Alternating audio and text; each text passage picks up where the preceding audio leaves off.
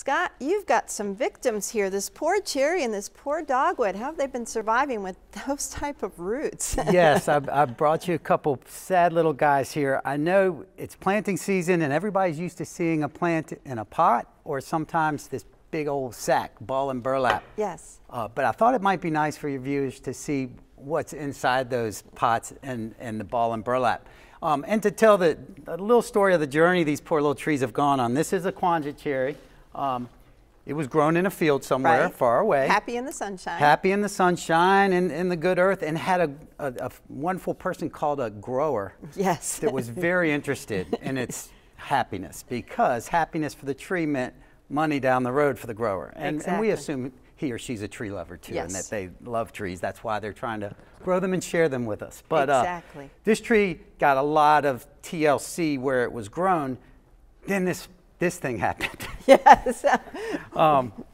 Big old knife came and cut it out of the earth, chopping off major roots. A wire basket was wrapped around it. It was wrapped in burlap and then moved to what we know as our little local nurseries, where they're kind of a middle person where these can be stored and sold. None of this is wrong. Number one, thanks to Joe over at Glen Allen for giving me these poor little guys, and we will be trying to plant them tomorrow. Yes, but, they're going in the ground tomorrow. That is one of the only conceivable ways to bring this big tree from far away and get it in our backyard. But I just want us all to be aware of the stress the tree went under for it to happen. We used an air spade to blow all the dirt out of this root ball, so you could see these areas where big roots had to be cut for this to be transported this way. You can still see the wire basket there. Unfortunately. You'll notice, Peggy, the black tape here. I saw that. Another important point for people planting ball and burlap or watching your helpers plant ball and burlap. One of the reasons we educate, I don't assume all you guys are going to be doing this planting, but you might be overseeing the planting of some people. Yes. This is where the earth was pushed up to around the trunk of this tree. So one of the first steps in ball and burlap is to pull that dirt layer down and get closer to what we call the root flare of the tree. That's the proper position to be equal to the grade of the ground. I like to equate that when we were in kindergarten and we drew our picture of the tree and we had it flare out. Yes. There's our root flare. You never drew a pole going in the ground, right? No, it's not a lollipop. You drew yes. And so a lot of people make the mistake because you get this and the dirt is from there to there, and you think, well, that must be the top. That must be where roots have a lot easier time growing downward. So if we're going to make an error on one side or the other, erring high is a better mistake to make. You can always add dirt around the tree to give those roots a nice taper to grow down. They have a little more struggle fighting upwards, and they like to drink, and usually a lot of the moisture is draining downward. They're good at chasing that. They're not good at coming up, and they wouldn't anyway. The soil's drier and crustier up there to begin with. And they're seeking moisture. And another point to consider is that roots need oxygen just as much as the rest of us living organisms on the earth. And so when we plant it too deep, there's less oxygen down there. There's less oxygen down there, and they certainly are thirsty. One of the biggest things for everybody enjoying the fall planting season and getting new, just like us, they're probably about 50 to 60% water. You know, you can't see the water in me. It's hard to see the water in this thing. It's about 50% water. Water is almost more important than any other thing you might try to give the tree. You know, you can add some little nutrient to the hole. You can do some things. Keeping the soil around it moist is its number one survive. I think we can survive maybe 3.5 days without water. I bet these guys know how to go a little longer, but they would still be upset. They would be. They would be. At least for a year, as we talked about earlier. Right. A year to baby it. So it can get all these little roots going, get strong. Don't baby it too long, just like with our children, right?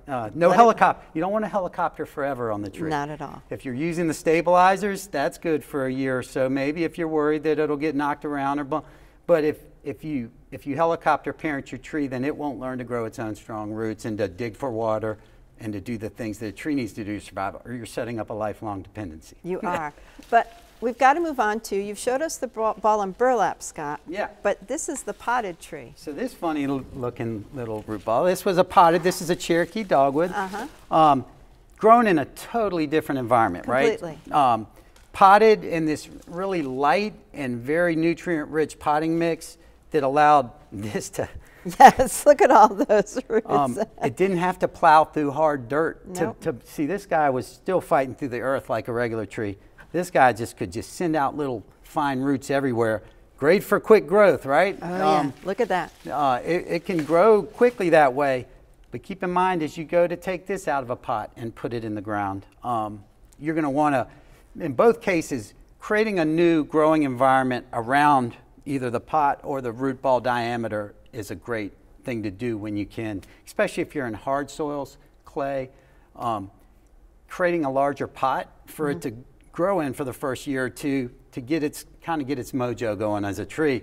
And it'll run into those hardships later, the harder soil and the drier soil, but you want it to sort of have a full head of steam when it plows into that resistance. Yes, I like to think of people digging cereal bowl holes, not coffee cup holes. That's right. Because cereal bowls are low and wide, coffee cups are narrow and deep. And either one of them, this will give you that soil you're seeking. And in bad soil, it's almost the more the merrier as far as how big a hole you can give your new tree. Wide, not deep. It's going to have a lot more to do with your gumption than it's hard. It's also hard to dig in hard soil. So, but yeah, it's really neat to see this. We will be trying to get these guys back in the ground tomorrow, but I want the viewers to see it. And keep in mind, if you're not the planter yourself, it's okay to be an overseer and make sure as you watch people planting your trees that you've purchased, it's a big expense.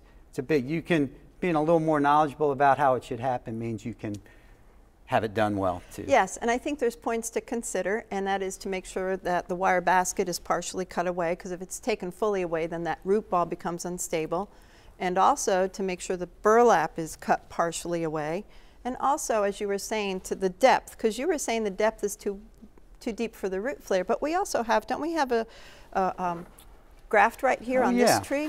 On the little Cherokee, a lot of these little varieties that you're finding at your nurseries, you can see the graft line where the two different tree species were grown together. So in this case, pretty clearly visible right there. Yes, it is.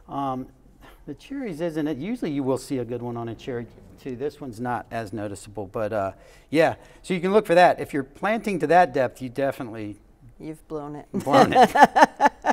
Find that root flare and plant to the root flare only. It means you only have to dig a little less deeper usually. But I'm glad you mentioned that. Yes, the wire basket, there's a little controversy within the planting community about it. Seems like the consensus is at least take half the wire basket off. The bottom of it could be good for stability.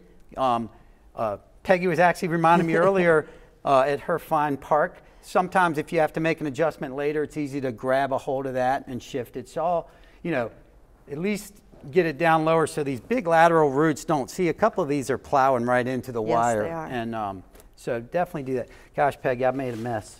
That's okay, Scott. You do when you plant a tree anyway. Tree steward Kitty Hart, this is your blanket that I've never given back to you, and I promise I'll clean it and give it back to you.